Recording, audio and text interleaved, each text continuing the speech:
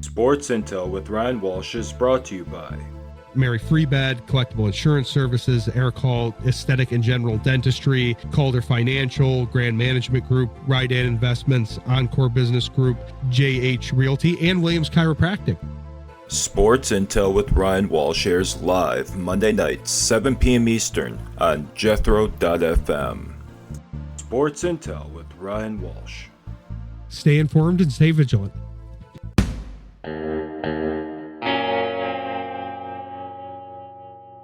Glad you could join us for the last show of the year here and the fourth show in 8 days. I think I'm a little oversaturated. D-Money's in. We're paired up again Saturday and Monday here, which is good. We got the original crew. Mom's back. She's healing from her. She's raising her arms triumphantly. She's healing from her illness. And D-Money's here. We don't know if he can see. He had an eye test today, so we're not sure if he can see the board or see me. It's a good thing that you can't see me because I do have the aforementioned face for radio. Yeah, I can see just fine. It was at 9:45 this morning, but the fact that you can walk around not being able to see your phone up close but see people 20 feet away is just bizarre. It is wild, the dilation of the eyes and everything. We were talking about that before the show, but yeah, so hopefully maybe you can't see me quite as clearly. That's probably an advantage, but yeah, we've got, so the national, we were talking about the national day before the show here. It's national. There wasn't a great one. We ran out of baked goods. Apparently we're done with the baked goods now. Now it's time to get things done. It's National TikTok Day, not to be confused with the app, but TikTok as in the clock. Basically, the clock is ticking for all of us here towards the end of the year, and you're supposed to be getting things done. That was the day. I don't know how to have a theme with that, with a question for the people. So we have lit up the Christmas lights. Here's what I propose to you, Dan. We've lit up the Christmas lights. We're still doing kind of one more Christmas themed show for the show on Christmas. And I have two options for you. So you tell me which one you like, because the show on Christmas, I had wanted to do this and then I forgot.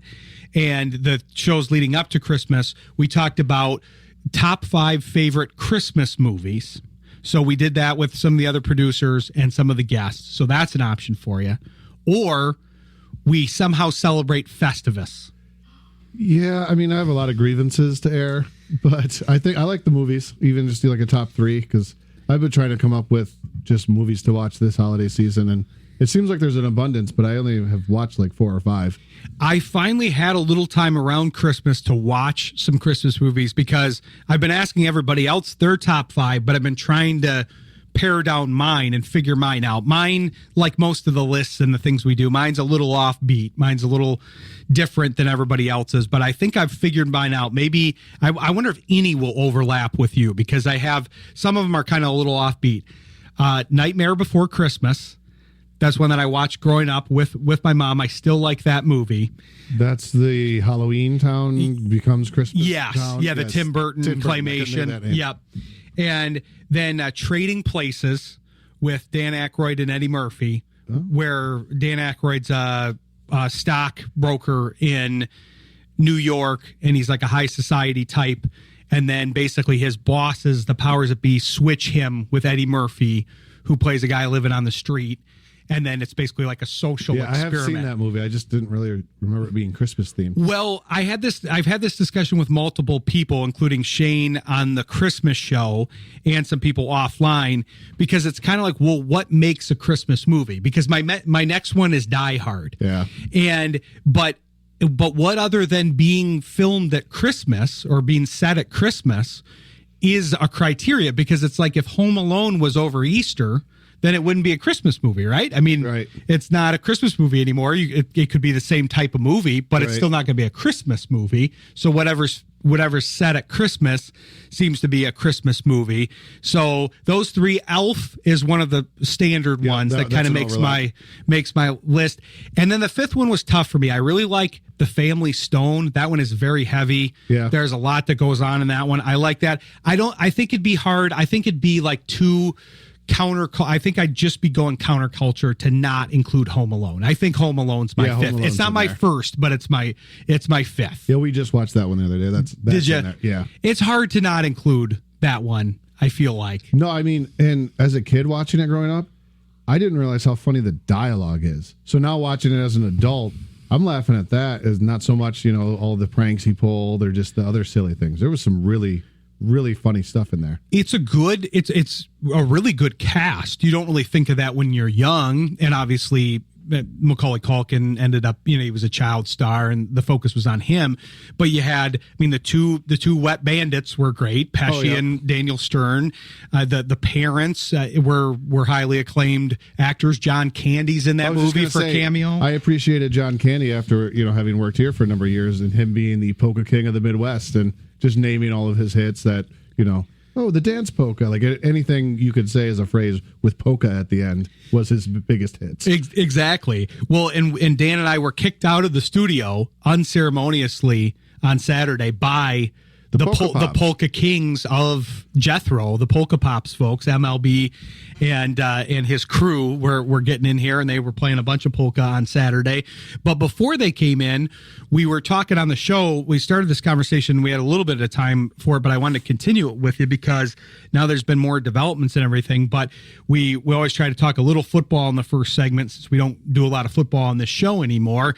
The Lions are a little harder to talk. Like you said, we got playoffs coming up. We'll be covering that on the Extra Point show. People aren't as excited about what's going on with the Lions. It would have been great if this game at the end of the season would have been for the division or for a playoff spot. Right. But unfortunately, the Bears kind of held up their end of the bargain, but the Lions not so much. We will be talking football today because we'll be talking with Rob Huff doing the Bears counter intel preview. He couldn't do it on January 1, so we're doing it today. So we will be talking some football with him, and it'll be a good conversation because he was the one that notoriously said, when I said to him, I think that before the season even started, I said, I think the Bears can end up first or last in this division, and he argued with me over first. Yeah, he didn't agree with you? No, he didn't think that was possible, and now, lo and behold, they are now the champions of the NFC North. Yeah, I mean, they got to play, like, their strength of schedule is the second weakest, I believe, only topped by the New England Patriots.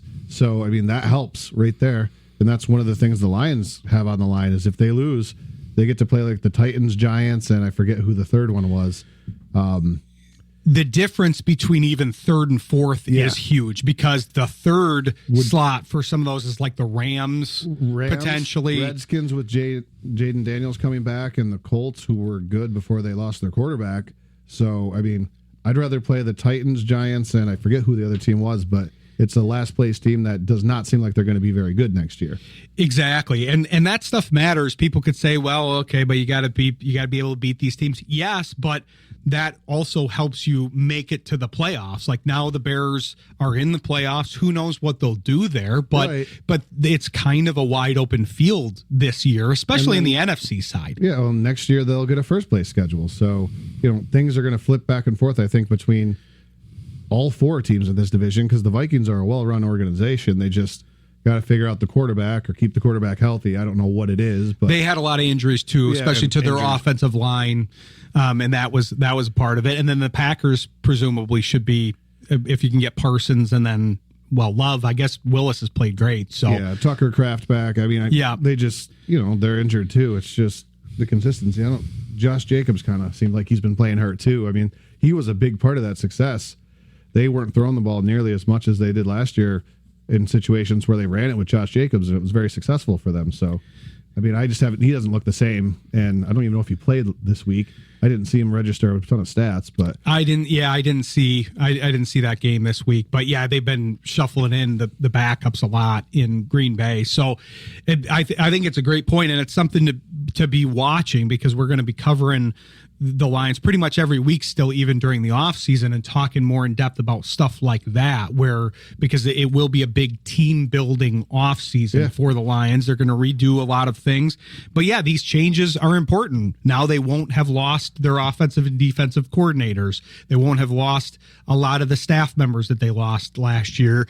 They'll be, instead of heading into the number one division schedule, being the number one and having to face the number ones, yeah, they could be the number 4. Those are big differences for a team that we have to remember is still pretty good headed into next year. And now they'll get some information in the last game of the season. So I think there's a lot to look forward to there.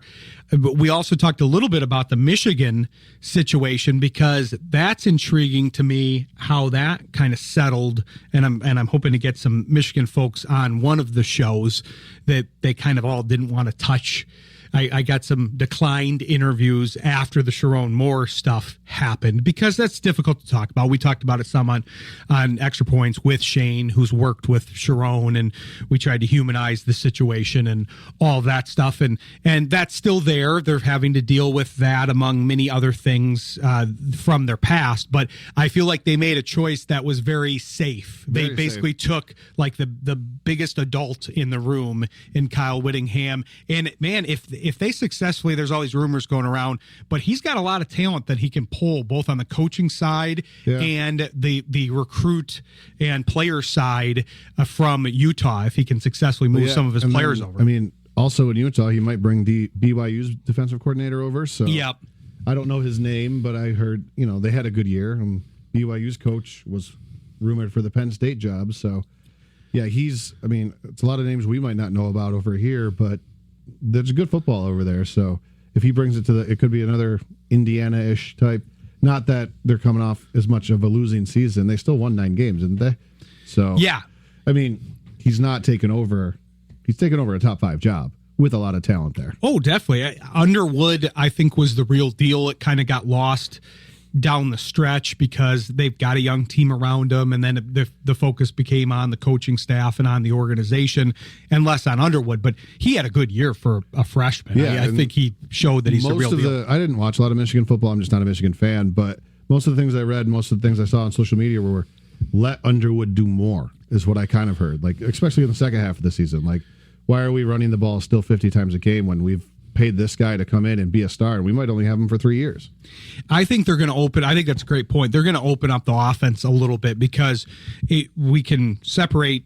I don't have to talk about the Sharon Moore off the field stuff. I think there were a lot of reasonable criticisms over the fact that he really just wanted to play classic Michigan football, but he didn't have that personnel this year. Right. He didn't have the offensive line talent. His offensive line was thinned out over the last couple years, and he didn't necessarily. The running backs were good. It was just a young team overall, but you had a dynamic quarterback that, if you put the ball in his hands, he could do a lot of things with it, and they just didn't necessarily open up the game for him. I think Whittingham and his staff will be more likely to do that. Oh yeah, I think it's going to be probably a more exciting brand of football. They won a lot in the last 5 years playing the more boring. what did McCarthy in big games, like through single digits once, I think? Oh yeah. Like there's a game where he had like 9 or 11 pass attempts. Yep. And they went 15-0. So cheating or whatever aside, we don't have to bring that up. But this is a good program, so we'll see where this goes. I'm kind of excited to watch it. Yeah, I think it'll be an interesting, both because you're more on the state side and we have more state coverage on the shows, just more so because we have the connections with a lot of the people on the state beat more so than the Michigan beat. But I think both schools will be interesting in different ways this year because of their coaching hires, because of a lot of renewed interest in now Michigan State, and then Michigan kind of saving them from heading down a worse path with Whittingham. Now that he's there, he'll save them from that path. I read a quote from Alex Smith, and this is kind of the duality of Whittingham, because he was talking about how he was promoting Whittingham and talking about how good of a coach he was and mentor and all of that. So that tells me two things. One, I think they're going to open up the offense more because Alex Smith was kind of ahead of his time to a degree. He was a running quarterback, mobile quarterback back in the day. Also, Whittingham is old enough to have coached Alex Smith in college. Yeah, because he was an assistant on the staff with Urban Meyer. Yeah. Because, I saw somebody was, Michigan State fans hate anything Michigan, so they were dogging. It's like, not a single one of his quarterbacks has ever been drafted. And then I was like, didn't he coach Alex Smith? But I think, in a way, he coached Alex Smith. He was the coordinator. He was the coordinator. Yeah. But yeah, they've had a lot of talent. And now under what's maybe one of the better quarterbacks that he's coached as a head coach for sure. I would think. Yeah. As far as talent level and 5-star, because Utah I don't think was known for a 5-star. No, I think they only had one top 20 recruiting class in his 20 years. I think they were actually kind of in the Mark D'Antonio recruiting class range. Very solid coach, but always in like the 25 to 40 range, not top 25 or top 20. Which is kind of what you want then if you're a big program, because then you have the resources, you have NIL money, you have the dynasty level program that will draw recruits in, where you've got a good coach that's used to coaching people up. So if you can bring in guys that are starting at 4 and 5 stars, and then he can coach them up the way he does most of his players, doesn't always work that way, because sometimes the talented folks have a harder time with hitting that hitting that next level, and especially with the money involved and all of that. And we want to dive more into things like NIL and the transfer portal in the off season, because those are some of the things that we want to handle more on Extra Points, because there's a lot to be discussed there. Just because it's the off season doesn't mean there's not a lot of coverage to be had. So we'll be able to dive more into those subjects. But yeah, it's an interesting conversation. Like Dan said, we'll be following it here on both of the shows, and we will be talking a little football with the Bears stuff, and maybe a little Penn State, because he's a Penn State guy as well. But we're going to start it off with hockey. We're going to have Jordan Orth on of the Hockey Writers, and we're going to talk about the Red Wings here, who are having a knack of winning some of the close games. They finally lost one after Gibson won 9 in a row, but they're still on a bit of a roll. So we'll talk to Jordan about that after the break. You're listening to Sports Intel on Jethro FM. Happy to bring on this next guest. We haven't had him on yet for the hockey season. We've been able to have some more hockey coverage and covering the Red Wings / Griffins every week. There's been success at both levels. We were able to get in some Griffins coverage last week. Now we're shuffling back to the Wings, because it's funny, the narrative on this team is not necessarily as positive, but they're on a bit of a roll. They have they're off to a historically good start at the Griffins level.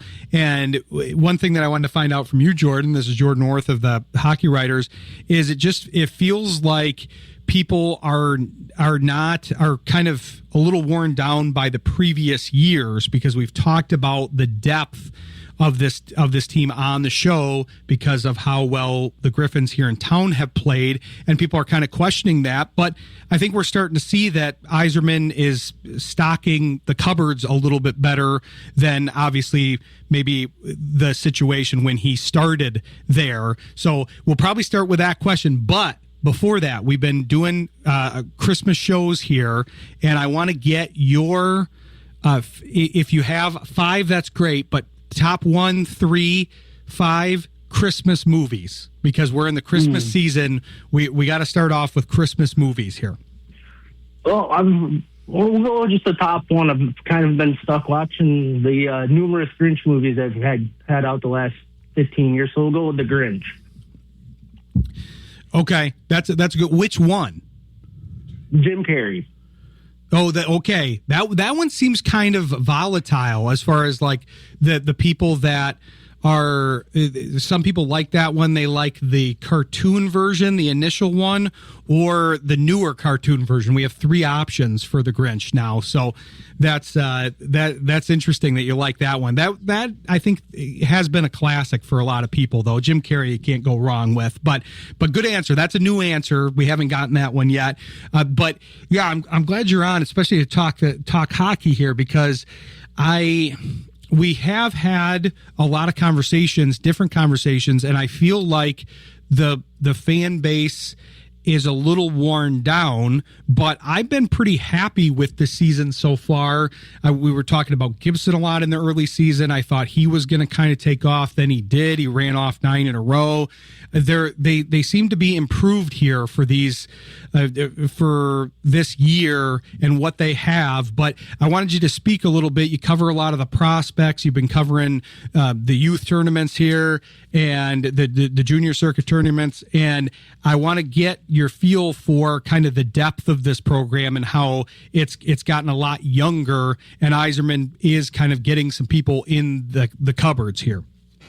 Yeah, I mean, you look at when he took over, when he came back. I mean, Holland kind of left it kind of in shambles with what they had. So it's taken a while to finally see the product hit the ice. But I mean, you look at guys like Sandin Pellikka, you've got Nygaard, who's down in Grand Rapids, playing great. I mean, they've got guys that are at the NHL or not just about ready to play in the NHL. And you look down at like the system. I mean, I've got the U.S. game on right now. You've got Max Plant playing for the U.S. You got Predal playing for Czechoslovakia right now. I mean, they're deep, but whether it's forward wise or we talked about it last year with all the goalies they've had in the system around the roster. They've got plenty of goalies in the system too, whether it's a guy like Predal or Rudy Guimond, who started off hot again this year, or I mean, we all know all about Trey Augustine and what he's about. So they're deep in a lot of places. The only area they might be lacking,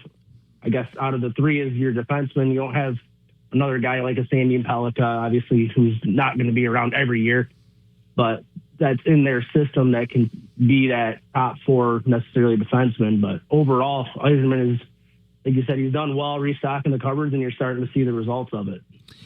Hockey is interesting to me on this aspect because we cover all the sports, all the Detroit sports for the show, and they all have different nuances to them. And we'll be covering basketball later on. And in that, there's a lot more, it's a lot more tangible as far as, okay, you got 12 people on the team, you got 5 that start, maybe you've got a G League team that's feeding you some players, and a few of those guys are two ways, but for the most part, all the players are kind of right in front of you, and you're not even paying attention to the G League players, as we've seen with like a Danish Jenkins, who took off this year but had been in the G League. Hockey is so different from that format because you've got the NHL level, then you've got the AHL level, but then you've got all these other levels, both international and then here in the States with the collegiate level, because a lot of the collegiate folks are attributed to the team, like a Trey Augustine. Then you've got to follow, and you do a good job of this. That's one of the reasons we wanted to have you on. You got to follow some of these, the junior hockey stuff or the international stuff, because that's where you can kind of see the future a little bit. So, because I got some pushback from some of the videos that we posted talking about the youth and the depth, but it's like, you got to look at the system as a whole. Like on the main roster, there's maybe some retooling that needs to be made, but once you add in these pieces that are ascending to the main roster, hopefully you add in a Kosa, you add in an Augustine, you get more depth through the AHL, and you're adding in some of these other goalies that you're talking about. Whatever it may be, I think we're going to start seeing this at most of the levels, maybe outside of the defensive side of things, where hopefully maybe they'll stock that a little bit more or move some things around, use some of that depth to eventually acquire a defensive piece. Yeah, I mean, you compare hockey to either, I mean, compared to baseball or football, you're not going to get a player where the Wings have been drafting. You're not going to get someone that's going to come in the year they get drafted and be able to make an impact. It takes a little bit more time for them to develop. And like you said, it is a lot different in the sense that it's not just a nationwide system. It's quite literally a worldwide system that you've got guys in Russia, you got guys in Sweden, Finland, all over the place. So yeah, it's when you're looking at just the 2 or 3 teams, whether it's Toledo or Grand Rapids, you look at that and you're like, okay, well, why are they not bringing these kids up? Well, yeah, those guys are performing well, but a lot of those guys aren't necessarily going to be NHL players for a career. I mean, you got Leonard, who came up. He's been kind of a career AHL player. He's filled in well when he's been needed. But, I mean, a lot of those guys, they take probably 3, maybe even 4 years before some of them even come over to North America to play from. I mean, you got Dmitry Buchnelikov, I can't even say his name, Buchnelikov, who's in Russia playing. He's played really well again this year. You don't really hear a lot about him because, again, he's playing overseas and you don't get necessarily the coverage or the knowledge of it. But being able to, for myself, look at everything as a broad horizon with it, it's fun for me because you get to learn about other teams' players on top of the Wings players and learning about draft guys and stuff like that. It's a lot different than other sports, but like you said, it's one of those things where you have to kind of look a little bit farther than just Grand Rapids and Toledo. Exactly, and that's why I've been getting. I kind of was a little bit distanced from hockey for a little while. I watched it a lot growing up. That was kind of one of the golden eras of the Red Wings when they were winning the Stanley Cups, and I was pretty interested in it as a kid. And then, sports bandwidth and different things, I kind of faded away from it. But I think one of the things that has drawn me back, in addition to wanting to cover it for the show, is that depth, the fact that there's so much nuance to the game as a whole, both in how it's played on the ice, but also how you build an organization and the complexities of the game on and off the ice. So that's why we like to talk to guys like you and Devin and Tony and the other folks at the Hockey Writers and the various beat writers that we have on the show, because it needs a long form conversation. Hockey does. It requires a long form conversation. So I'm curious. I know you've been watching a lot of the junior stuff, but I'm curious what you think of the Wings so far as opposed to last year. And obviously they had a lot of pieces that came in. McClellan came in late in the season last year. They changed the coaching staff around between last year and this year.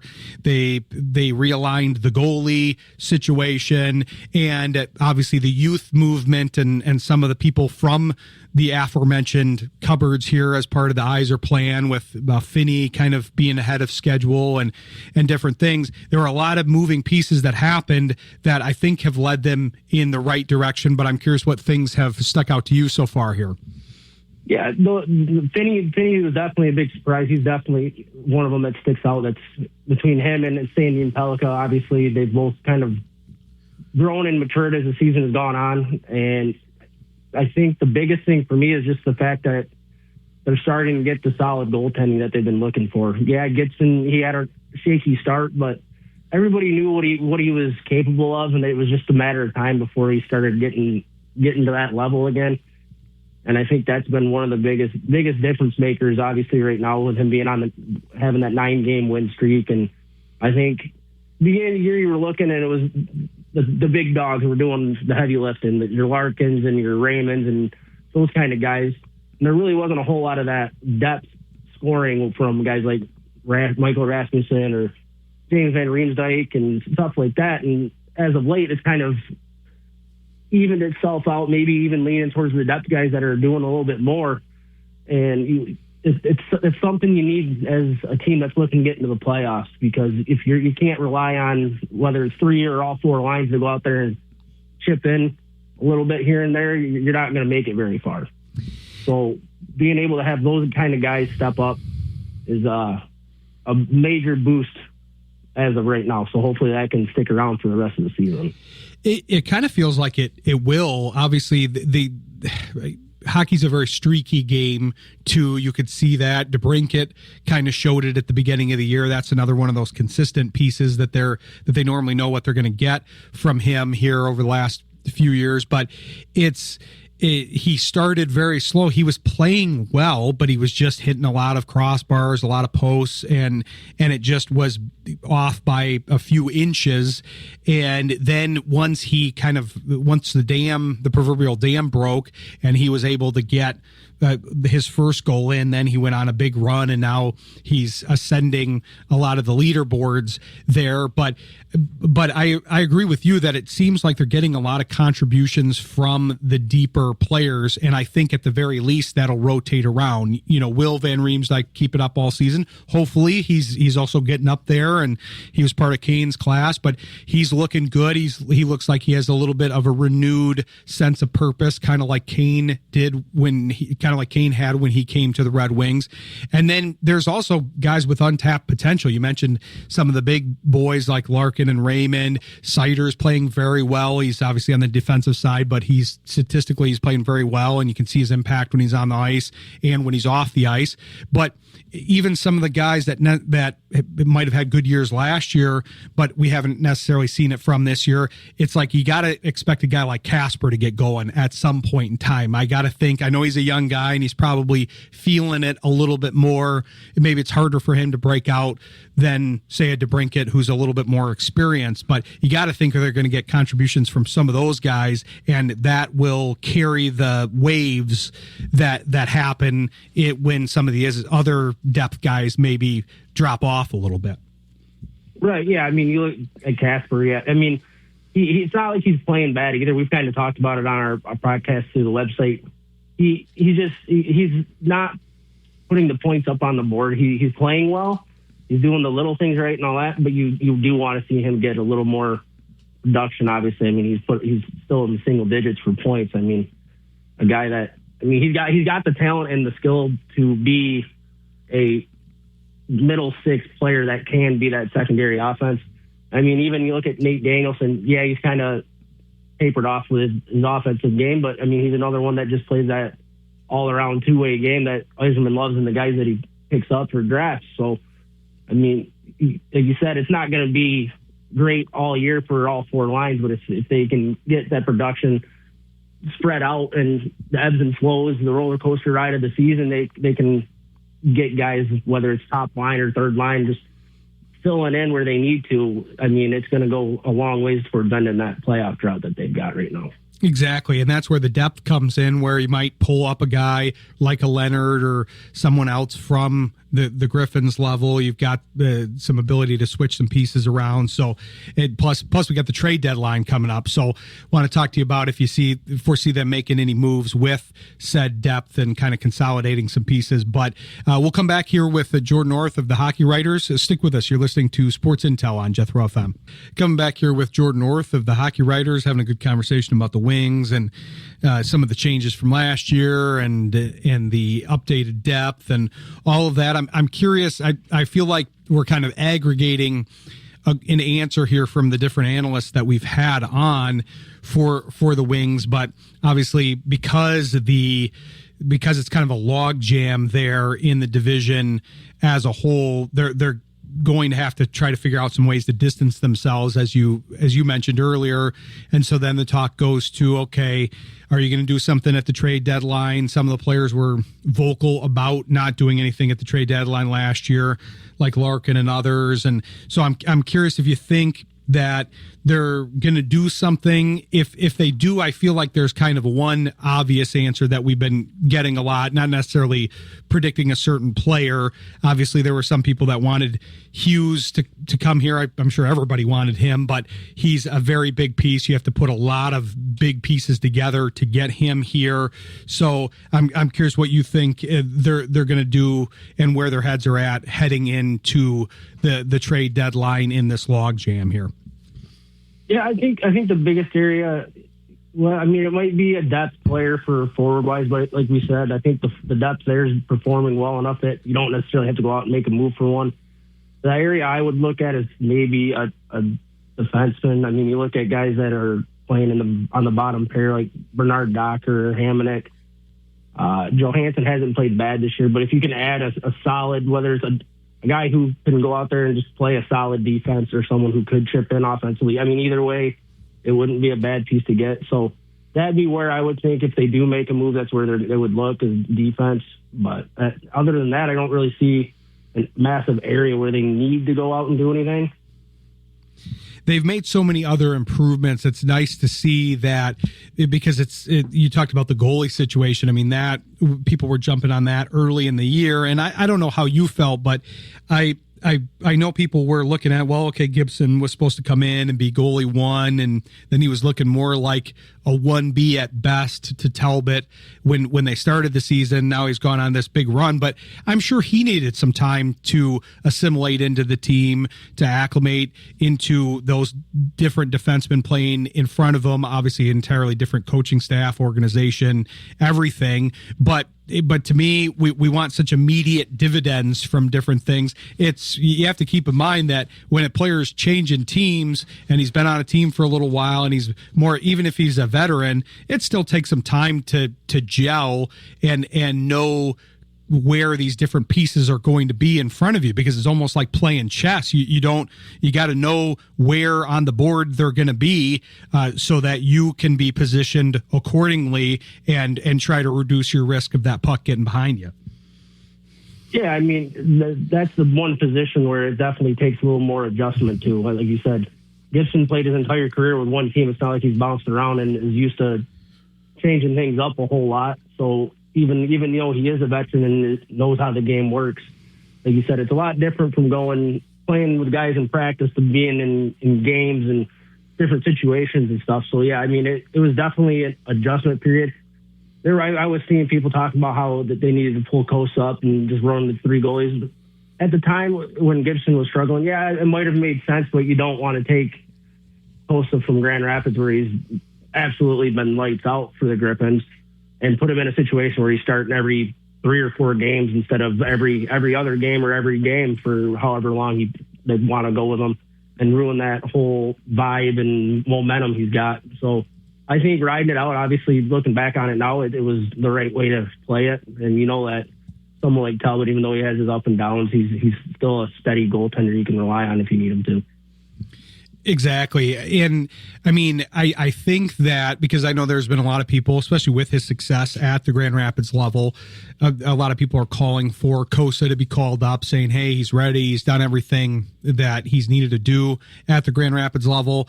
And now with the pair playing pretty well at the main level, it's okay. What do you do with that? I mean, not that I want anybody to get hurt, but I think between the age and injury history of these 2 goalies, there's a good chance that Kosa is going to be able to get some reps either way, whether it's, hey, we're going to move on from one of them, we're going to move on from Talbot so that we're going to send him off in the trade deadline so that we can get Kosa up and get him more time, or just for this long of a season with this, like I said, age and injury history combination, you're probably going to have some time for Kosa and kind of see what you have at that main level with Kosa and how well he's playing at the AHL level.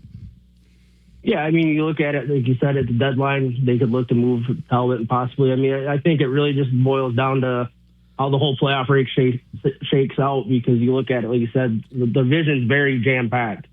So if you get teams that are starting to separate themselves, and there's a team that, okay, well, we need a goalie that can help us, you know, as that 1D maybe, to push them into a contender spot for a push for whether it's a push for a playoff spot or a deeper run for a playoffs.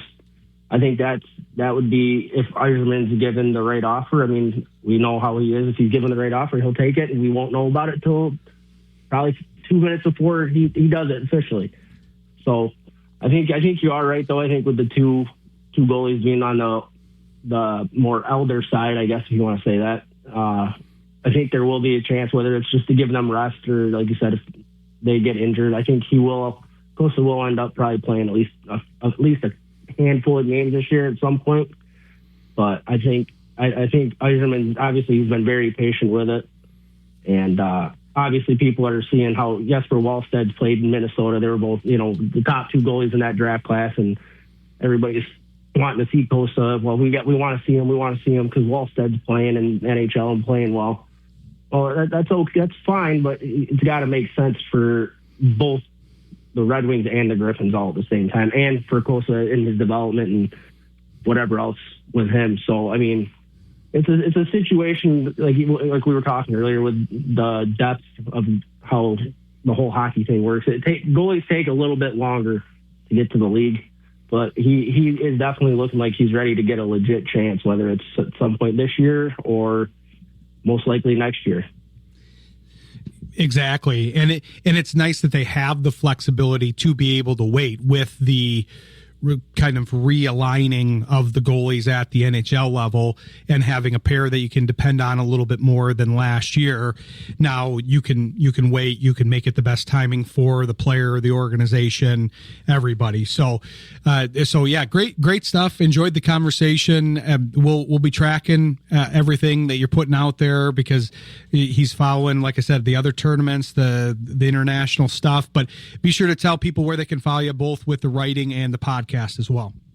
Yeah, it's just the writing and the podcast are all right through the Hockey Writers. The writing's obviously through the website. The podcast is on the YouTube Hockey Writers channel. And yeah, that's about it. Be sure to follow them. Good stuff on both of those mediums, and the hockeywriters.com, and then the podcast associated with it. And yeah, we'll look forward to having you back on as the season progresses here. But we appreciate you joining the show, and have a happy New Year. You too. Thank you for having me on. No problem. Thanks, Jordan. Appreciate it. Thank you. Thanks to Jordan Orth. Appreciate him coming on. Good stuff there about the Wings. We're going to have a rare football segment here. We've been shuffling that over to the Extra Points show, but we've got our buddy Rob Huff coming on of Huff on Sports, and we're going to be covering the Bears. I know people probably aren't going to be as excited about this particular counter intel preview, given the fact that it's kind of a meaningless game as far as the playoffs go for the Lions. But it's always good stuff when Rob comes on. We'll probably talk about a variety of topics, and we got to see, what we think is going to happen here with the NFC playoffs and the Bears being a part of it for the first time in a while. So we'll come back with him after the break. Stick with us. You're listening to Sports Intel on Jethro FM. Excited to bring on this next guest. Dan and I were just talking about him in the break. He's one of the original guests on the show, and he's a longtime friend of mine here, so it's fun to do this with him. And I had to warn the crowd, Rob, because we haven't been doing as much of the counter intel stuff. We've been doing the analysis over on the Shane Graham show, so I had to warn him, hey, we're going to be talking some Bears. I know that the Lions fans aren't going to be as excited, but they should get excited for a segment with you. And I want to start, so the thing of the day is kind of hard to celebrate. It's about getting things done. That's kind of hard, but I want to know Rob Huff's, because I should probably know this, but I want to know Rob Huff's favorite, either you pick the number 1, 3, or 5 Christmas movies. Oh, wow. Okay. This is harder than when we did the hamburger one, and then I fed you the answer. You weren't prepared for this one, so you can have some time to think about it too while we talk. I can tell you the one that comes to mind first is Elf, and that's because I never saw Elf until I was in my probably late 20s, which felt like a horrible miss. And then every year since then, it just cracks me up to a level that's hard to even understand. I mean, Elf is there, Die Hard's at the very, very near that top of the list, and I don't want to spend an entire half hour with you talking about whether it's a Christmas movie or not. We can just agree that it is, because it obviously is. I don't want to debate that. I'm on your side because it's in my top 5. And what I've told people, because I've had this conversation with several people around the holidays, both on the show and off, and I said, okay, so what makes a Christmas movie? It's if it's set at Christmas. The example I keep using is if Home Alone was set at Easter, then it wouldn't be a Christmas movie. Nobody would consider it a Christmas movie. But because it's set at Christmas, it's a Christmas movie. So I think it's the same thing with Die Hard. It's set at Christmas, so it's a Christmas movie. Do I want it to be included because it's in my top 5? Sure, but I still think it's a salient argument. You argue for a living, so if you think it's so, then I don't want to argue with you anyways because I won't win. I don't argue for a living, but no, we're fully on board there. Rob's a lawyer, for those that are wondering. Would be the Illumination version of The Grinch. I don't know if you've seen this one. It came out probably something like 10 years ago, where it's got Kenan Thompson as one of the voice actors, and I think Benedict Cumberbatch maybe plays the Grinch. Yeah, like my kids and I watch that every year, and my wife laughs harder than anybody else does. It's great. We really, really like that one. I did actually just see that one this year for the first time. So I know what you're talking. I liked it, and it's interesting because the guest before you picked the whatever you want to call it, live animated, the version with Jim Carrey. Is it the Jim Carrey one? Yeah, and the live action one. So that one, I had seen that one, and then there's of course the original cartoon one. That's a classic, but it's interesting to me that we now have 3 different versions. I think that really speaks to the staying power of the Grinch. As well it should. What a guy. What a character. We always need characters like that. Now the heel for Christmas is now becoming Krampus. Now there's more movies with Krampus involved. I don't know if you're familiar with this character, but he's basically like the antithesis to Santa. He's like Santa's enemy. So that's kind of like the modern version of the Grinch. But good choices. I like those. We don't. I'm glad we started off with that, but we don't want to waste too much of your time with the movie portion. We got to talk some football here. We don't talk it as much on this show since we've moved it over to Extra Points here. But the one thing I want to start with you is I was telling Dan in the opening, I said when we talked to Rob at the beginning of the year, and he's always very objective about his team. I mean, you like your team, you root hard, you're a big fan, but I think you do a good job, and that's why we like having you on the show, of being objective and seeing them through not so rosy colored glasses. But I told you at the beginning of the year, hey, I could see this team being first or last. And maybe you push back on arguing for a living. He's a lawyer, that's why I said that, but he doesn't really argue with people. But you know, you did argue with me on that point. You said, well, I don't see how they would be first. And lo and behold, here we are. So how are you feeling? I had mutual friends of ours checking in with me, wondering how you were at the beginning of the season with how Chicago and Penn State were playing. Like, hey, have you done like a health check on Rob? Is he okay? Is he all right? And now Penn State, that we'll talk about that later. But Chicago, that situation is really leveled out, and here they are atop the NFC North. Yeah, I was thinking back to the conversation we had before week 2, Ryan, and holy Toledo, does that feel like a long time ago. This has been an incredibly fun fall for the Bears. I know that's not a big surprise to anybody. When it was 0-2 with a collapse in the fourth quarter at home against Minnesota and then a 31-point loss in Detroit, it had the feeling of a season where if you could get to 7 wins, that would be a huge accomplishment. And then instead, they won 8 out of 9 after that. It just completely flipped the season on its head. And it's just been an incredibly fun team to watch, especially because in September and October they were winning games, but they just did not look that good. They looked like a team that was trying to figure out who they were. They were trying to find their way. They were trying to figure out how to play with each other, and just kept pulling off these 1-point wins, these tight 1-score games. And in November and December, they're playing good football. They've become a good team. And the beauty of it is that as long as you get enough wins along the way, you don't have to be great at the beginning of the year. You do have to be great at the end of it. I don't think they're a great team, but I would way rather be rooting for a team that has a plus 30 point differential, but is 6 games over 500 than, unfortunately, rooting for a team who has the best point differential across 3 NFC divisions and yet finds themselves in last place. And I say that not to be a jerk to Lions fans. I like it when the Lions are good. I want the Lions to be good. I'd way rather have the Bears and Lions atop the division than the Bears and anybody else.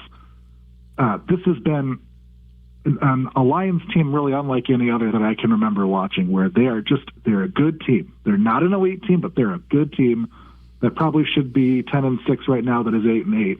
And because they're 8-8, the season's over, and they're scratching their heads trying to figure out how in the world it got to this point. Going back to the Bears just for a moment here, I think there's a story going around that the Bears have just been really lucky this year, and that is both true and fully insufficient to tell the story about this team. They've played in 10 one-score games, and they are 7-3. Certainly above average. Certainly there's luck involved there. Seattle's played in 9, and they're 6-3. All right. Philly has played in 11, and they're 8-3. It's not that different when you look across the teams that are at the top of the conference and say, the teams that are at the tippy top, they're doing better in the tight games, and then they tend to be winning the games that are multi-score games. The Bears are 4-2. That's fine. I think what really stood out here more than anything else was, holy smokes, the Rams are really good. They're 7-0 in multi-score games, and they're 4-4 in one-score games. They've got a chance to be a special team this year, but the Bears are right there with them. They get to be in the same tournament that the Rams get to be in, and they get to play in the same playoff games, with the difference being the Bears get to start off at home. It's just been incredibly, incredibly fun to watch. That was a great summary of what's been going on, because, yeah, I mean, I think there's been, especially in this market, you obviously hear the stuff in this market. You're in our market as a Chicago guy, and I'm sure you hear a lot about, okay, well, the Bears are basically 2 wins above expected, and that's been a stat that people throw around a lot with some of these teams. But I think back to some of the other teams that were like that, like last year, the Vikings were multiple wins above expected. Well, they were a good team that didn't necessarily they kind of faltered down the stretch there. The other one that was a couple wins above expected was the Chiefs, and they made it to the Super Bowl. So that's not as you said, it's an insufficient statistic because I'll tell you what, the Lions are they're about 2 wins below expected. I think they'd much rather trade for the season that the Bears are having because that's where the difference lies. That's where the margin is right now between these two teams. Is the Lions have been falling behind multiple scores at the end of the game and trying to catch up, and then you're not going to win these close games. You make them 1 score maybe by the end of the game, but you're putting yourself too far behind the proverbial 8 ball with being 2 scores down, whereas the Bears and Caleb Williams and Ben Johnson and the whole crew have found a way to win. It was almost odd to see them lose the game the way that they did, because once you saw Caleb running around, it's like, oh, here they go again. This is going to happen again. But they ended up on the wrong side of that one. But for the most part, they tend to pull those games out, and that's an important trait. It may be harder to quantify with some of these wins above expected metrics that you have, but it's still an important trait that, hey, how are you in the clutch? That's important in every sport, but especially football. Well, and the thing that makes it so different in the last probably month and a half here has been, for the most part, they've been doing that against the tougher competition. And so it was one thing to do it earlier in the season when you did it to Cincinnati, or when you are able to get the drive at the end of the game against a Washington team that really never found its footing this year. It's another thing to do it to Green Bay in the cold. It's another thing to do it in San Francisco. And yeah, I know Caleb didn't complete the last pass of the game, but you'd be hard-pressed to have watched that game last night and thought anything other than Caleb Williams looks like he's going to be a problem for a long time. And especially as long as he's stapled to Ben Johnson, the Bears have a chance. And there's some real beauty here to what it has been for the Bears fans, like myself, who have watched deeply inept offensive football for the majority or even entirety of their lifetimes, to then get to watch the way this offense was put together. Because there were really good pieces in place, but just a couple of them. And when you look at even what happened just in the last offseason, the interior offensive line was entirely new. They're on to their 3rd left tackle this season, but Ozzie Trapillo is a 2nd-round pick this offseason and has certainly been the best of the bunch. He's playing a pretty solid, maybe even a slightly above average left tackle, which is a huge surprise for a collegiate right tackle. And then you add Colston Loveland and Luther Burden, and the passing offense just erupts. Not day one, not even in September, not even really in October. But as Loveland and Burden became the focal points of the offense, they're tough to stop. I mean, just ask San Francisco what it was like trying to slow those guys down. And it's no big secret that when Burden was out against Green Bay, the passing offense looked a lot worse. I think there were a lot of folks coming into the year expecting that was going to be Rome Odunze, where when Odunze was healthy and stepping into that wide receiver 1 role, that he and Caleb had a chance to really build chemistry as this elite duo. And Odunze played all right, pretty consistently had a drop in just about every game, but then made some big plays too. But since he got hurt and Burden stepped into the wide receiver 1 role ahead of DJ Moore, the offense really erupted. And it's no mistake to me that in his first 7 games, Burden had 15 targets. In his next 7 games, he had 41. He has become the number 1 receiver. And if you remember our conversation back in September, I just kept telling you, I don't understand how Luther Burden got to number 39. I don't know what teams were thinking. I know there were some murmurs about a mom or a girlfriend maybe making some noise and scaring some teams away. There's just a level of talent that it's hard to ignore. Burden is very clearly the wide receiver 1 from that entire draft class already. Ted McMillan had a nice season in Carolina, but Burden's an ace. And he gives the Bears a ceiling they just haven't had on offense in over a decade. you were high on him. I remember that at the beginning of the season. We talked about the receivers a little bit. We talked about the tight ends because of Loveland, but Burden Egbuka went a little lower than I thought he would. He was probably the other one, if he had stayed healthy all year, that would have been in the running for that, because he had a very good year as well, because like you said, McMillan was good, but yeah, there's a lot of depth to these receiver classes now, it seems. But I want to come back. We got to take a quick break, but I want to come back with the kind of the differences, because these two teams are going to be irrevocably linked here for the foreseeable future, not only being in the division and having the long-standing divisional rivalry, but now with the offensive coordinator going to the Bears and the Bears kind of taking a different tact in the last couple off seasons. I want to talk about that juxtaposition here. So stick with us. We'll come back with Rob Huff of Huff on Sports. You're listening to Sports Intel on Jethro FM. Coming back here with Rob Huff of Huff on Sports, doing a counter intel preview of the Bears-Lions game here. And I think, Rob, we were both hoping for this game to have more stakes than it does as far as the rivalry goes, and both teams doing well. The Bears held up on that, on their end of the equation, the Lions not so much. But it's interesting now to have a radio show and listen to some of the coverage in the market here. I'm sure you get this too, because I know you listen to a lot of Chicago coverage, but I'm sure you follow the local coverage too. And there's so many people that are saying, I think you're a good one to have this PSA. I know you're very happy with Ben Johnson. You should be happy with Ben Johnson. He's made a lot of good moves. They had a lot of good moves in the offseason. Dennis Allen was a great hire. He brought over some of the staff members from the Lions.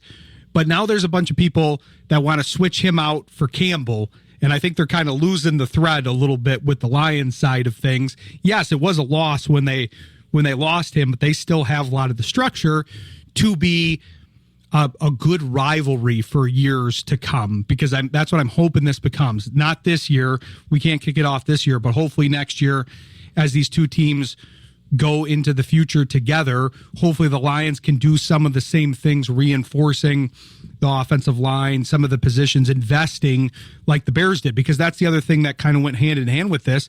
They invested a lot of resources in the draft, in free agency, to improve this roster to where it needed a Ben Johnson and some of the other pieces to get over the hump.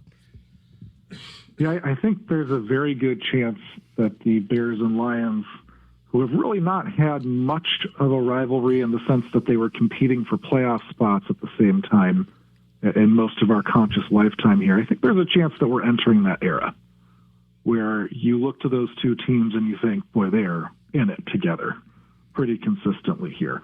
There's still an incredible amount of talent on that Lions roster.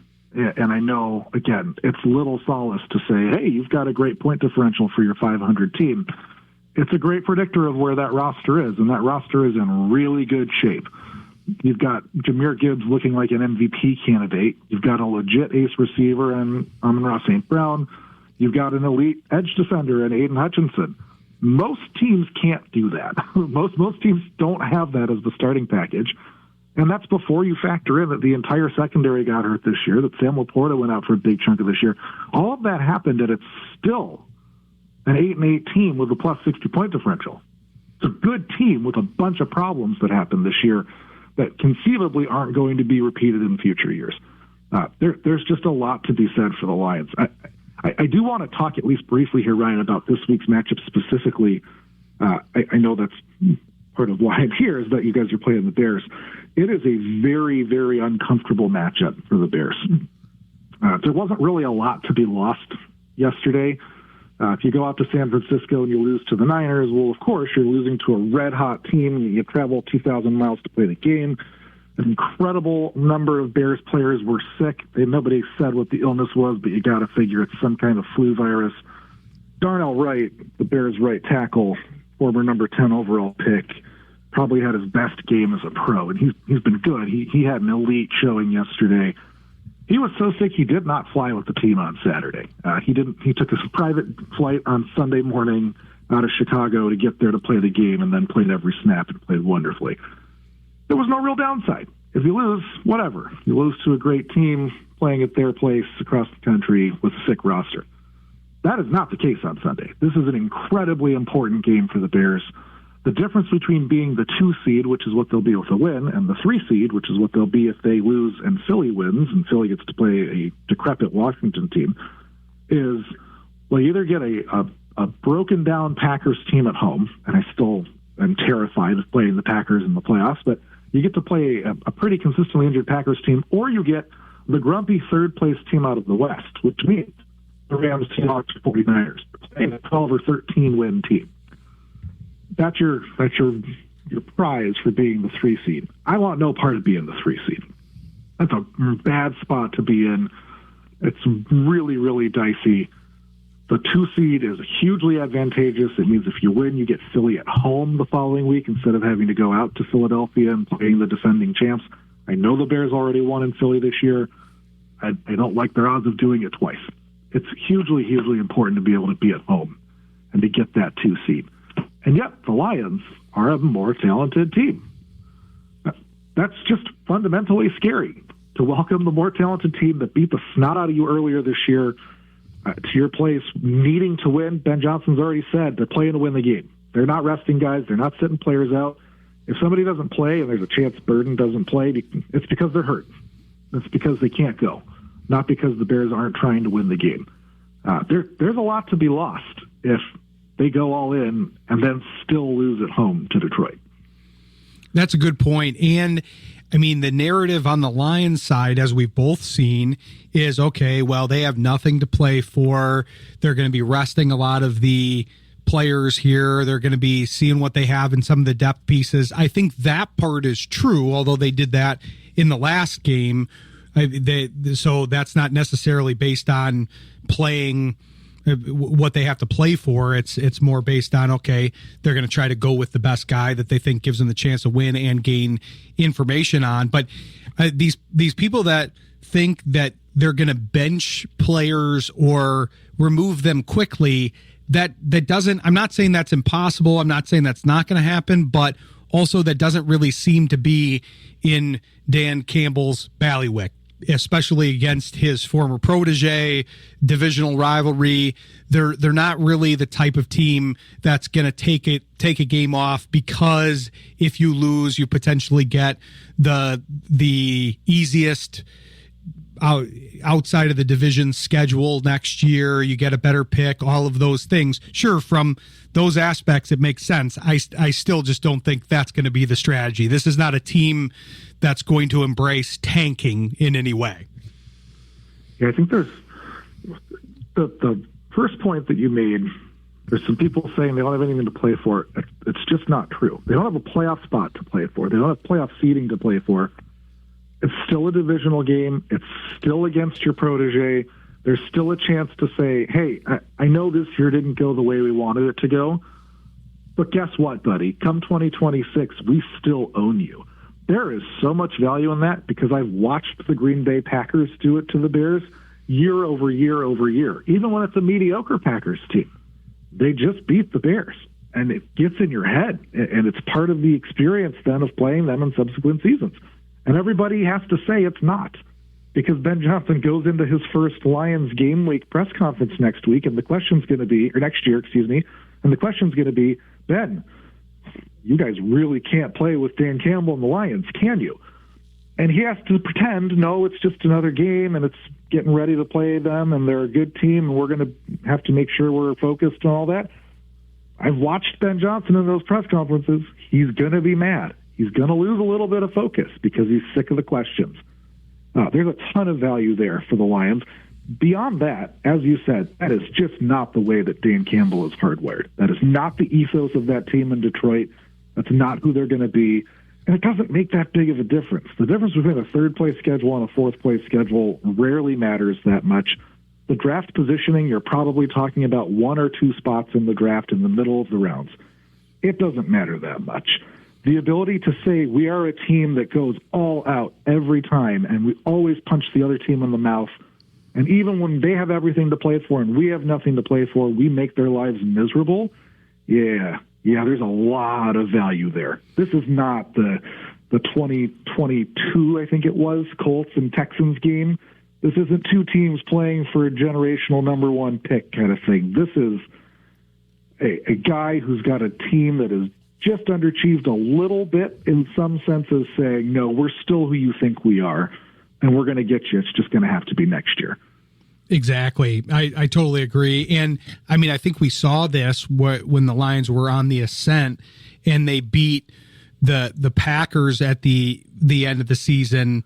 And even though it didn't necessarily mean anything, quote unquote, the same way this game doesn't mean anything, quote unquote, that was a big win for them in their ascent. And I think this can be a big win for them if they are able to pull it out in their reclamation project that they have now, which is kind of weird to call. I mean, they're 8-8. Like you said, they're a team that has a good point differential. They didn't miss the playoffs by much, but it's viewed as a reclamation project, and they are ready to reboot for next year. So I think it's going to be a fun game. I do think they're both going to be going all out, and that part of it's going to be fun. We're also going to have Rob back to cover the game with us. He'll be on Extra Points to do that, so he'll be on the January 8th episode of that. That'll be a good one because we'll have Rob giving his great analysis as he always does. We'll have Al Karsten of Pride of Detroit talking about the Lions side, and we have the perfect guest on the player side to talk about the Lions and the Bears. We'll have Eric Kramer coming on to that show, so that'll be a good show here. But we appreciate you coming on. It was a great preview, great conversation as always, and we'll look forward to having you on here on the 8th to review everything and talk about everything, and make sure to tell people where they can follow you. I looked at the blog, and it seems like you've probably gotten busy here with the holidays, but with how well the Bears are doing, I expected more articles. Yeah, saying things got busy at the holidays is an understatement, but we're heading into that time of year where I think a lot about next year normally, and I'm having to reorient myself to, playoff previews. What's that like? It's been a long time since that was an issue. So it's huffonsports.blogspot.com if you want to see the writing. I think the one closing thought I would like to leave the Lions fans with is please pray for Luther Burden's legs. He took a shot at the end of that game yesterday and got carted to the locker room, but apparently is maybe just dealing with some kind of deep bruise. He's just fun to watch. And if you're watching the game on Sunday, you should want to watch Burden on one side and St. Brown on the other side, just running around making life miserable for the secondaries because, man, is that fun. Especially because the Lions secondary is a little bit, as you may have heard, it's a little bit understaffed right now. So that could be a tough one. All those guys will be tough matchups for the Lions side of things, but it'll be fun to watch. I'm excited to see the game, even though it's not exactly what we imagined at the beginning of the year. But I still think it'll be a good game, still a marquee matchup, and we'll look forward to talking with you on the 8th about it here. Sounds great. Thanks, Ryan. Thanks, Rob. We'll talk to you soon. Thanks to Rob Huff. Appreciate him coming on. Yeah, we'll have him back on in that Extra Points show. That'll be a fun show to do. I'll be interested to get Eric Kramer's takes on Caleb Williams because he was not high on him when he talked about him earlier in the season. I have to imagine that opinion has improved, but I haven't talked to him about it since then. But we're going to switch our attention to the Pistons here. We've got Brady Fredericksen of the Detroit Bad Boys coming on, talking about a team that's number one in the East, but not getting respected quite like the number one team in the East. So stick with us. You're listening to Sports Intel on Jethro FM. Happy to bring on this next guest. We had him as part of our kind of Pistons blowout episode where we had, I think, 6 or 7 different Pistons analysts on. That was a lot of fun. But now we'll be able to spread out a little bit more with him. He writes for Detroit Bad Boys and has some good coverage. And now Brady, we normally start with the thing of the day. That didn't work as well. So we're still carrying over the question from our Christmas episode, which is favorite Christmas movies. I know we're getting out of the season here, but do you have any go-to Christmas movies that you watch this time of year? Oh, I've got 2. I think Christmas Vacation's one that I have to watch that, and then my wife's family turned me on to 4 Christmases with Vince Vaughn, and that one's pretty great too.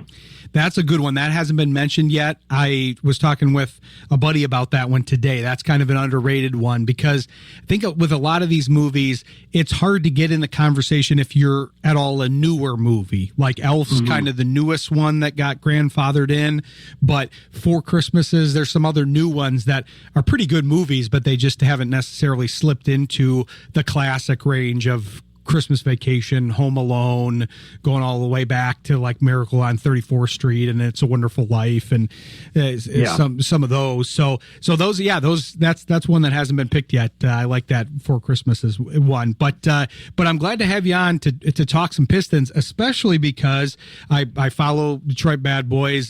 We had Sean Corp on earlier, and we had him on last week, and we're gonna have some of the other guys here in subsequent weeks. But you wrote an article about the guy that I've been wanting to talk about. I kind of bounce around, and these interviews are loosely structured, so we leave it open to discuss different points. But a guy that I try to engage people in conversation on, it never usually happens. You wrote an article on him, so we got to talk some Javonte Green.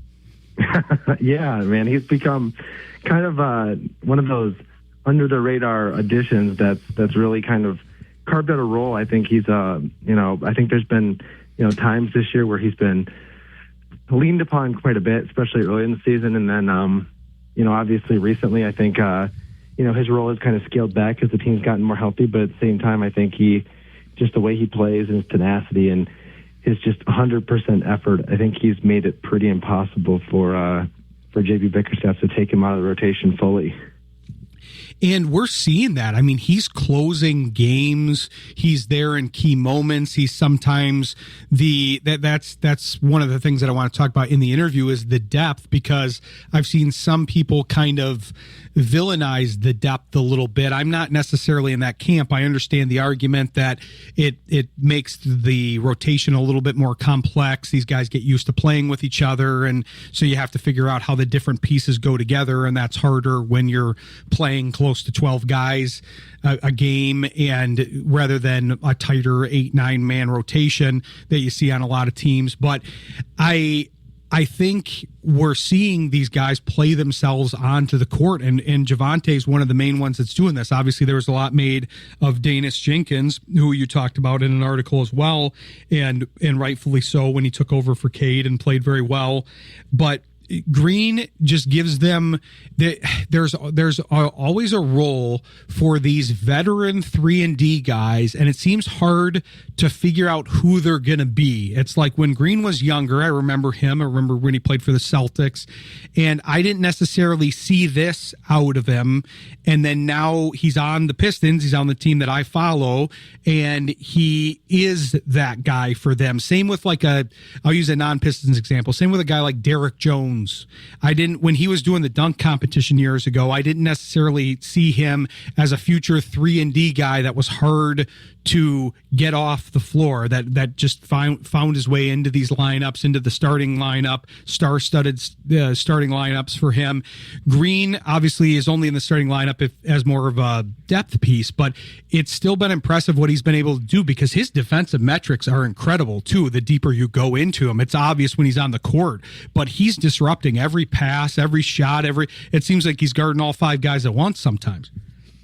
Yeah, and I think the thing about a lot of those guys is specifically Jones, as you mentioned. I think those guys, they come in with such high-level physical traits that it really just takes finding the 3 part of the 3-and-D formula to really get them into a role that makes it hard to come up. And Javonte Green's still kind of a streaky shooter. I think he's somewhere around 30%, if not a little lower. So you'd like to see that be better, but I don't know if that is really in the cards for him at 30 years old now, where I think he is. But I think when you look at the way he plays and the way he kind of can fill a role, it's almost like the Pistons kind of, for a long time they had just a misery of wing players. There was never a wing player who really fit the modern mold for so long. And now you look at Asar Thompson and Ron Holland and Javonte, and you've got 3 guys who are big and long and tenacious and can really defend with athleticism and also, some tact and skill.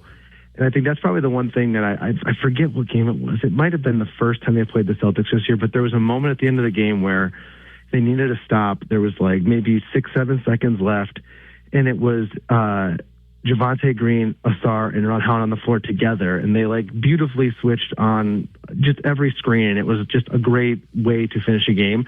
And I was just watching it, and I was like, man, those are three dogs who just, like, if you need a stop and you need to get somebody out there who can like stay in front of their guy, like they can just push that button, and these three guys can go out there and do that. And I think that, you know, as last year's defense was the catalyst for everything the Pistons were able to accomplish, but I think, you know, being able to double down on that and step forward is being able to have kind of more guys. And that speaks to the depth that you mentioned, where, you know, you can kind of look at it and you can take and piece together different combinations that can continue to think. It's kind of almost like a football. Like when I think of football, I think of like a defensive line, and you just have like pass rushers that you can just kind of cycle in and cycle in and cycle in. It feels like the Pistons have at least three perimeter defenders where you can bring them in and you're not taking a gargantuan step with any of them. Obviously, I think Asar Thompson's the cream of the crop defensively there. But I think either way, when you're going through those three guys, that you're always having somebody who's going to be able to give you like a point of attack stopper who will be able to at least slow someone down. I like that comparison of the defensive line. I didn't think of that comparison, but it does make sense, because it's the same kind of thing too, where the different defensive linemen will apply in different situations. Maybe you have more of a run stopping defensive end that will help against the team that's run heavier. The Lions are dealing with this year, where you know, you had a guy like Muhammad who's better in passing situations, but they want that heavy end. It was supposed to be Davenport, but that didn't work out. But they want those heavy guys on the end. It's the same thing for the Pistons, and it's a really nice luxury to have, where if Thompson gets into foul trouble or if Holland is a little erratic that game, you've got Green and we've got all three of them where you can rotate them in, and there's different guys have been better in different games. Like there's some games, Holland's maybe the most erratic of the three because he's the youngest. He plays with a lot of energy, which is a good thing, but it can go both ways. But there's been some games where those top two guys, maybe Green's on one of his colder days, he's a little bit streaky, as you mentioned, from three. Thompson, maybe he's in foul trouble or hurt, and then you throw Holland out there, and all of a sudden it's just working. His whole aggressive style of taking the ball coast to coast, and you know he's not going to pass, you know he's not going to kick, you know he's going to try to throw a high angle layup off of the backboard.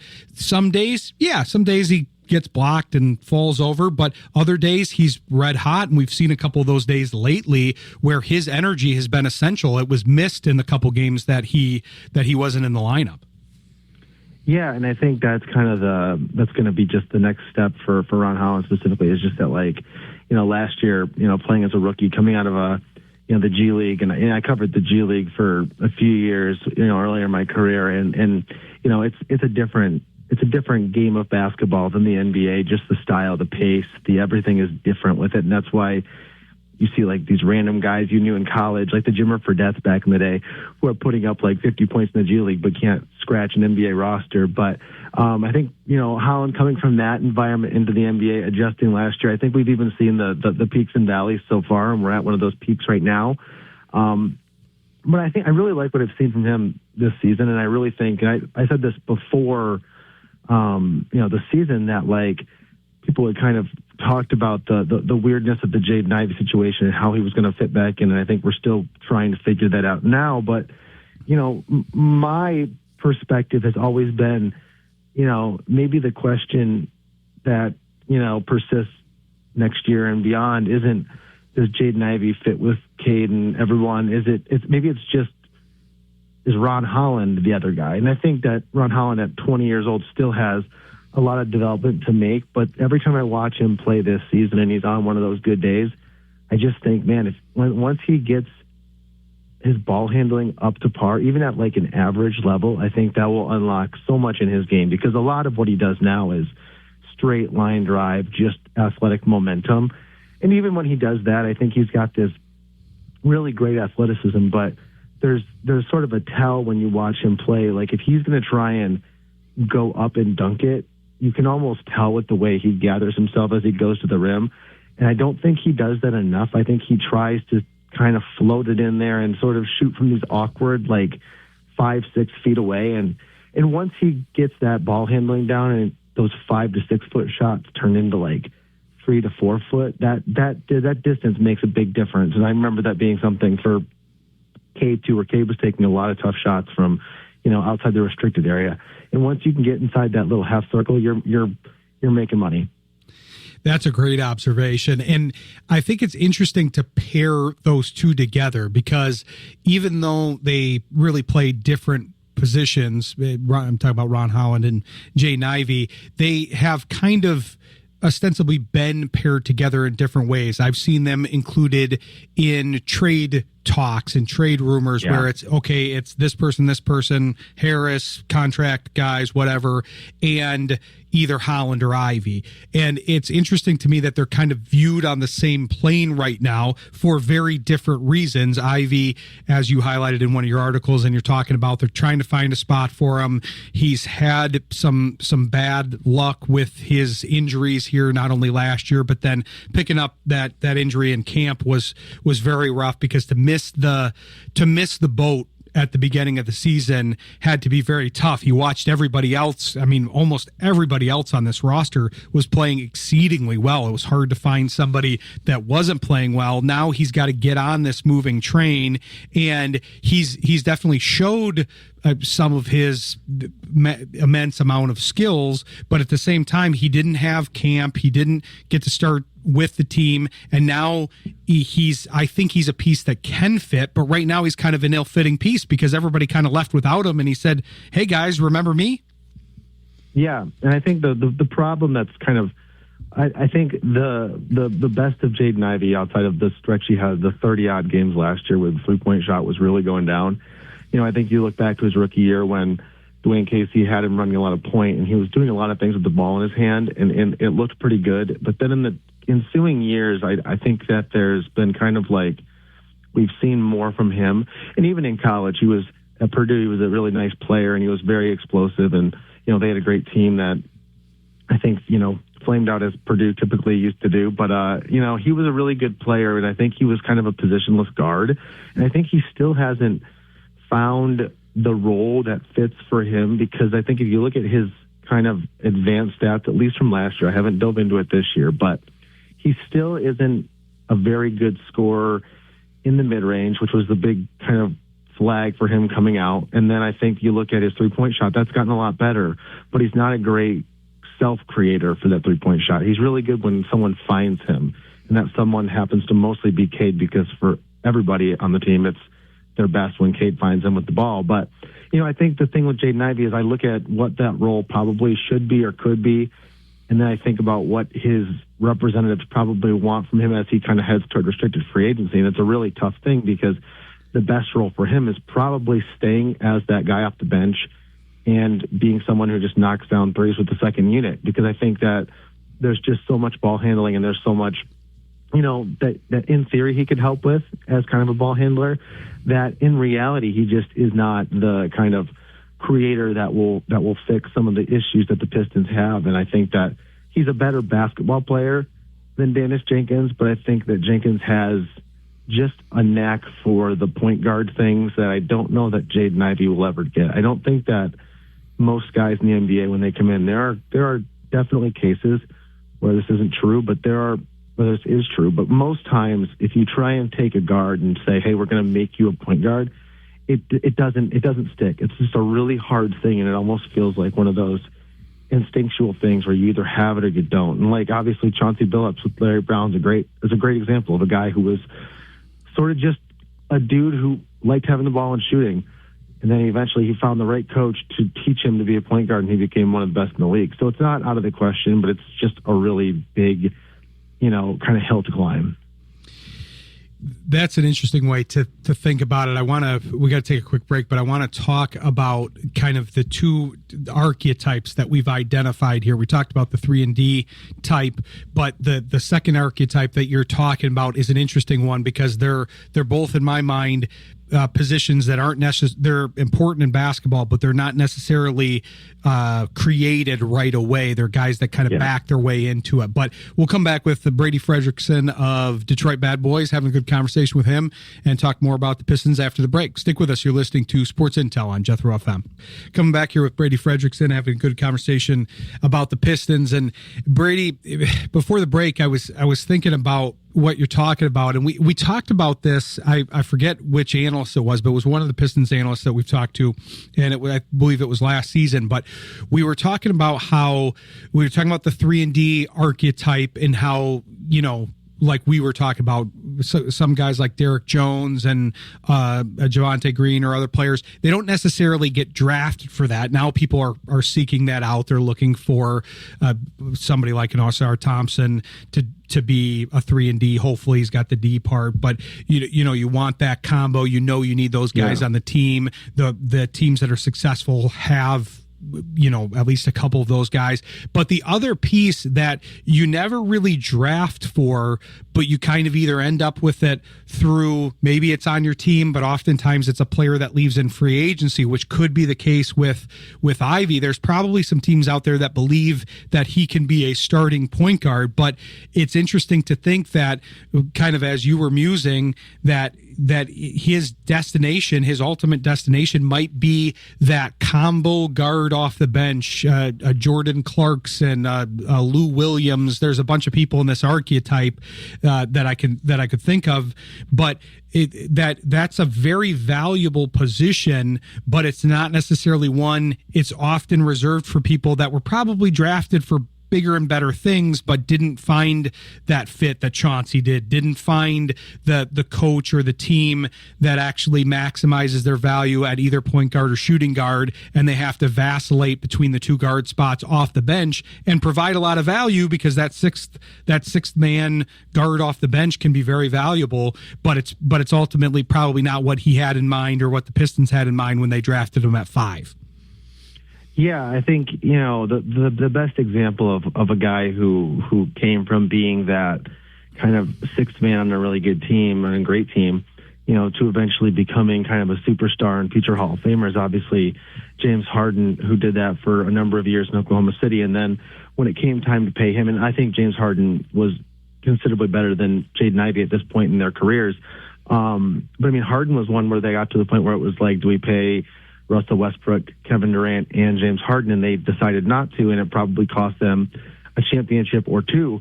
And so there is definitely situations where, the guy fills that role in a certain spot on a good team, goes elsewhere and kind of flourishes. And it wouldn't surprise me if that's kind of the end-all be-all for Jaden Ivey. But I think in the end, when you talked about Clarkson and the likes of that, even Jamal Crawford is another that comes to mind as a guy who was drafted really high and ended up having a great career as a sixth man. But a lot of those guys who are just kind of the automatic buckets like that, those guys don't ever play for the championship team. Like Jamal Crawford was a great player. Lou Williams was a really great player off the bench too. And those guys played for 4, 5, 6. I think Jamal Crawford played for 7 teams in his career. So they kind of bounce around in that regard, and they're just, it's a valuable thing to have. And I think you do need guys who can just heat up like that. But I think that also comes back to the sort of the pain points that I have personally with Ivy, just being able to watch him, is that when he gets the ball, I don't think he's a creative ball handler in that he can break down his defender and get to those spots and get those buckets. And I think that's the hard part, is that if he was a great self-creator who could just get his basket every time and get his shot, I think he'd be starting. I think it would just open so much up. But I think his kind of propensity to be more of a spot-up player and a fast guy who can kind of use his speed on the break, it's just a weird fit, because the other part that I think, and this goes back to the Casey and unfortunately the Monty Williams Pistons, is that, they've always played so slow, and even now they don't play super fast. They run off of fast breaks when they can get a stop, but they're not a team that's going to try and get a shot up quick. And I think that Jaden Ivey's greatest physical trait is the fact that he's probably one of the 3, 4, 5 fastest guys in the NBA. And that's guys like De'Aaron Fox and the like. So, I think being able to find a way to unlock his agility, his speed, his physical kind of traits that separate him from the average guard is what will eventually unlock his game. But again, there's kind of like the formula to go from where he's at now to what that eventually could be. It's just a lot of like skill development and stuff that I think maybe we'll see it once he starts to get more minutes and maybe once he gets more comfortable. Because I think it's also you talked about the rotation, last segment, but I think the hard part with playing so many guys is some guys just need 20, 25, 30 minutes to really find it, and it needs to be a consistent kind of thing. And I think with Ivy, when he comes in for his little 5-minute spurts in the first and third quarters pretty much, I think it's hard for him to find his game. And I think they're still trying to figure out who the right pairings around him are to be able to allow him to do that. And I think once they figure that out, I think you'll see his minutes increase. Because I think right now it's just there's some nights, like last night even, he came in and it just didn't have it. But there was a night a few weeks ago or a few games ago where he came in when he was needed and he was scoring off the bench right off the bat. So it's just very inconsistent right now, but I think he's still trying to work into game shape and work into where he feels comfortable out there. Exactly. And you can tell he's pressing a little bit, which is normal for somebody in his position. He's trying to make an impact. He's trying to get on the same level as everybody else out there. But it's hard when he has been out of the lineup and coming back from injury. And like you said, getting back into game shape. I'm sure he's not necessarily, he's a guy that's used to being very fast, but I'm sure he hasn't necessarily found that top gear yet either with coming back from the injuries too. So that's something to watch. But my curiosity with this whole situation is it's an interesting situation from multiple angles, because you've got kind of, I can think of this in a couple different ways, because you've got Ivy rumored in a lot of trades, but his trade value is not very high relative to what it could be. But you have then the pending free agency, like you talked about, restricted free agency, where I don't know. I get the same feeling that there is going to be, because part of me says, well, maybe this is a good opportunity for the Pistons where they can get a guy that is could be a fundamental piece of their future, that once he does get time and has room to grow and can develop his skills, can be a key part of their core, and they can get him a little cheaper. But I don't know that the agents and other teams are going to allow that to happen. Yeah, that's the other side of this. Is I think a lot of these kind of hypothetical trades that are thrown out, and I think Ivy is sort of Ivy or Holland, but mostly Ivy. Ivy is just a convenient piece to put in because of that contract situation and because of kind of his perceived future kind of value.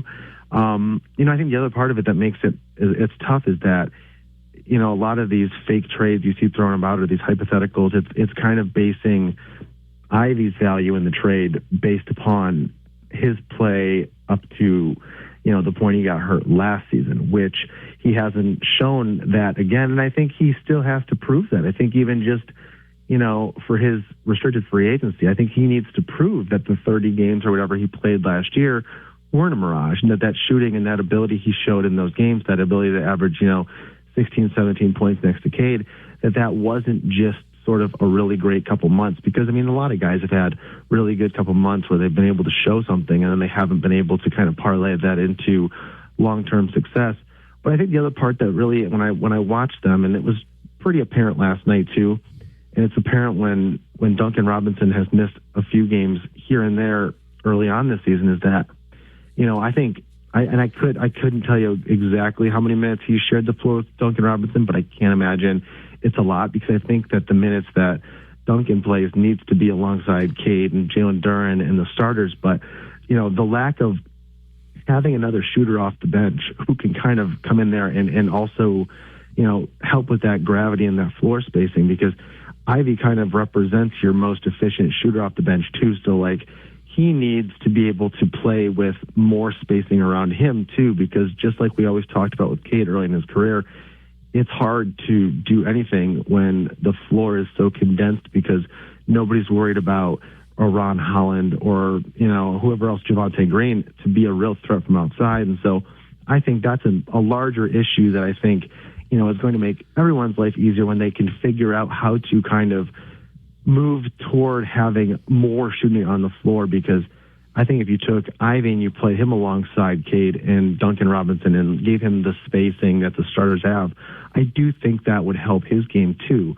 But I don't know how they can solve that with the current roster, and I think that's the crux of this whole trade thing is like, if they do make a big trade, and I just from just watching, I just can't see them pushing that button yet, unless come February they are, still 20, 25 games above 500.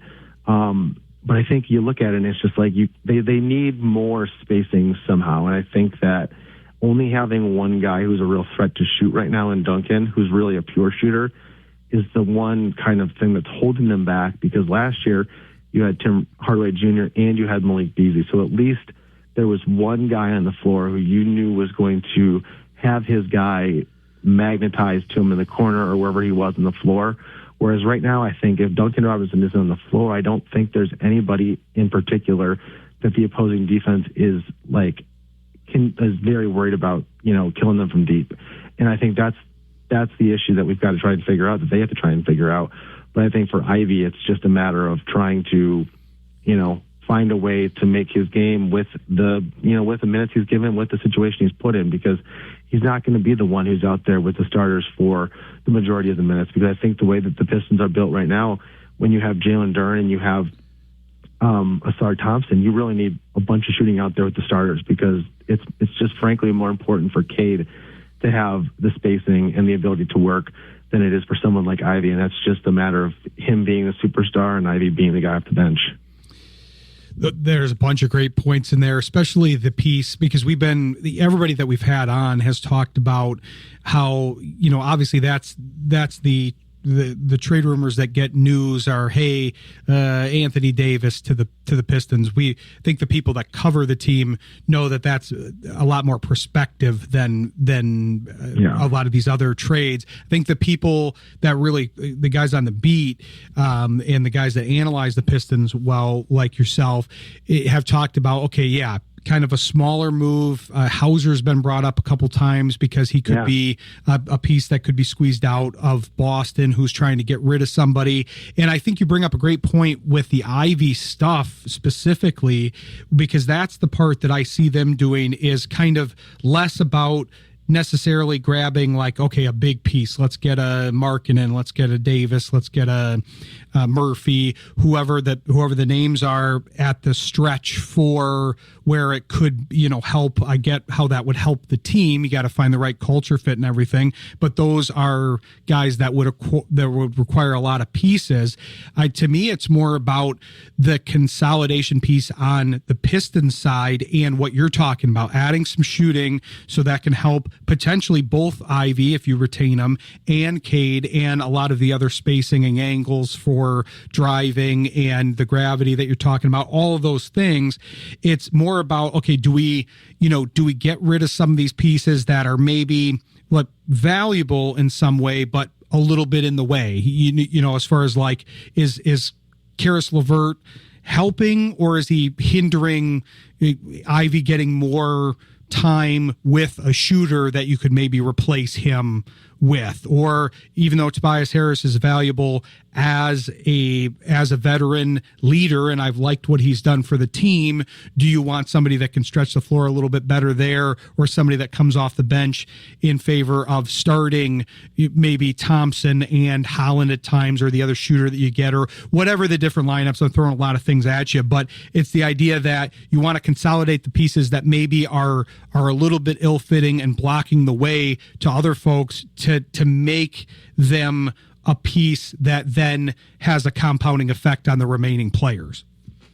Yeah, no, and Hauser's an interesting name, because I remember that being brought up this summer before they went out and added LeVert and Duncan Robinson as a guy who would come in and give them some shooting. And I think, the role that I think people think of adding shooting as being just this sort of like one size fits all type thing. But if you look at the way that Hauser plays compared to how Duncan Robinson plays, Duncan Robinson's purely kind of a three. He's just going to be a wing stretch kind of guy.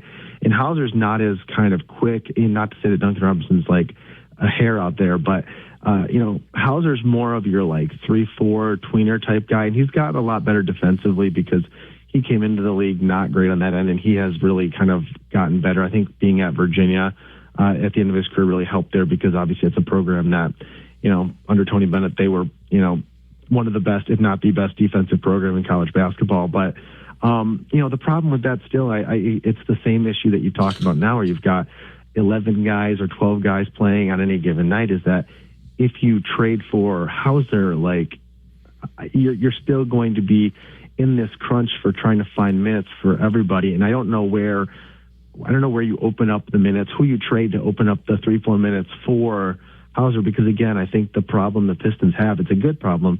The problem nonetheless is that you have Asar Thompson, you have Ron Holland, and both of those guys need to get minutes because they are your kind of future at that position. So, it's hard to be able to look at, that spot and say, okay, well, we need to take minutes from those guys and bring some shooting in, because while that may make sense from a basketball perspective, I don't think that would make them better to shave minutes off of either of those guys. And so it's a real tough scale to balance. And I think, I do think when you look at the salaries that they kind of added this summer, Duncan Robinson makes $15-16 million. Karis LeVert makes $15-16 million. And Karis LeVert has been kind of a punching bag in a lot of ways. And I think he's actually probably been, more good than bad. I think people kind of have taken out a lot of strife on him because it has impacted Jaden Ivey kind of in his role.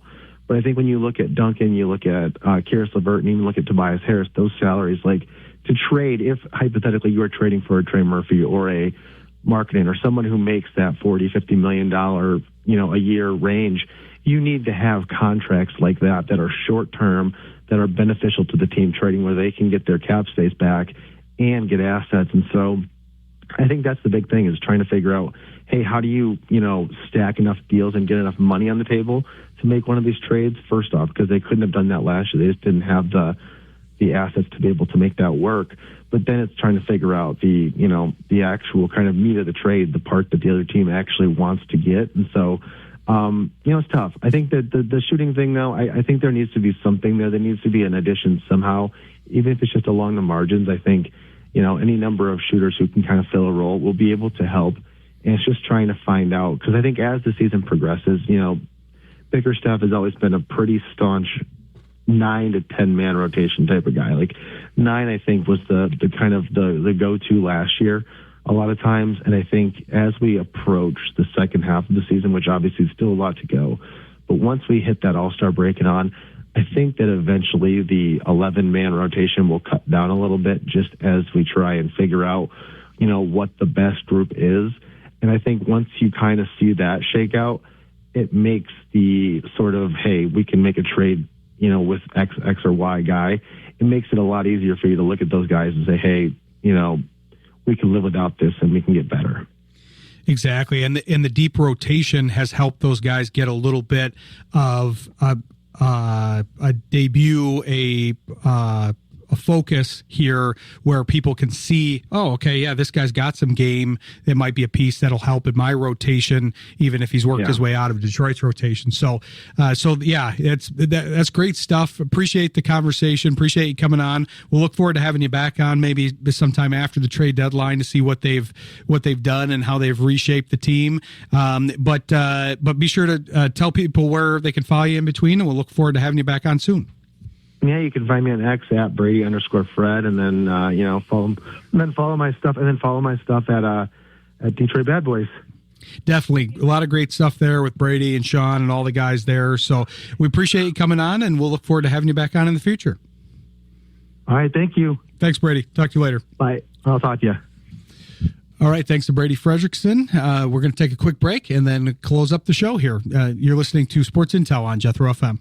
Want to thank the rest of our sponsors in addition to those two: Eric Hall Aesthetic and General Dentistry, Calder Financial, Grand Management Group, Rydan Investments, Encore Business Group, Jim Hagelin of JH Realty and Williams Chiropractic. Want to thank our guests, Brady Fredericksen, Rob Huff, and Jordan Orth.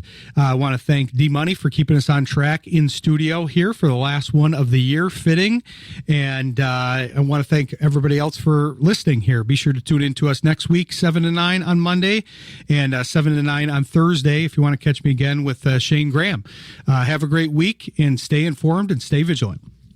Country with a Twist. Jethro FM. 1530 AM. WYGR Wyoming Grand Rapids. 94.9 FM Grand Rapids. 99.5 FM Lowell. And Jethro South. 980 AM WAKV Otsego Plainwell. 98.9 FM Otsego. And 105.1 FM Kalamazoo. Available worldwide at jethro.fm.